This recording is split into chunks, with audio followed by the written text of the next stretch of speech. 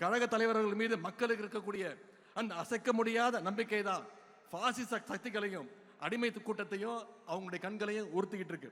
அதனாலதான் அமைதி பூங்காவா இருக்கக்கூடிய தமிழ்நாட்டில் எப்படியாவது நுழைஞ்சு ஏதாவது ஒரு கலவரத்தை செய்யலான்னு முயற்சி செஞ்சுக்கிட்டு இருக்கிறாங்க. அந்த பாசிச கலவர சக்திகளுக்கு தமிழ்நாட்டு மக்கள் சார்பாக இளைஞரணியின் தன்மைமார்கள் நாம அத்தனை பேர் சொல்லுவோம், we will never allow you, we are ready to face the consequences. நாங்கள் உங்களை நிச்சயம் தமிழ்நாட்டுக்குள்ள அனுமதிக்க மாட்டோம்.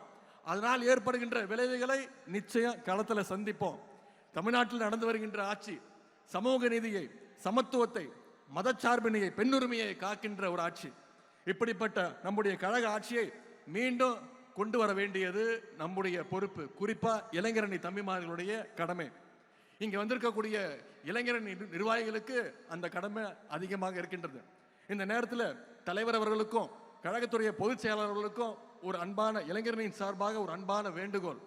நிச்சயம் வர இருக்கின்ற சட்டமன்ற தேர்தலில் எங்களுடைய இளைஞர்களுக்கு நீங்க போட்டியிட அதிகமாக வாய்ப்பை தர வேண்டும். இளைஞர்களுக்கு கொடுக்க வேண்டும். இளைஞரணிக்கு தான் கொடுக்கணும்னு சொல்லுவேன், இளைஞர்களுக்கு கொடுக்க வேண்டும் கோரிக்கை வைக்கிறேன். இளைஞரணி சார்பாக என்னென்ன பணிகள்லாம் செஞ்சிருக்கோம்னு நம்முடைய துணை பொதுச் செயலாளர் ஆர் ஆசா அவர்கள் இங்க பேசினாங்க. இவ்வளவு நாளா நாம என்ன செஞ்சோம் அப்படிங்கிறது எவ்வளவு முக்கியமோ அதே மாதிரி இனிமே என்ன செய்ய போறோங்கிறதும் மிக மிக முக்கியம். அப்படி நமக்கு முன்னாடி இருக்கக்கூடிய முதல் பணி, அடுத்த முக்கியமான பணி தான் 2026 சட்டமன்ற தேர்தல் பணி.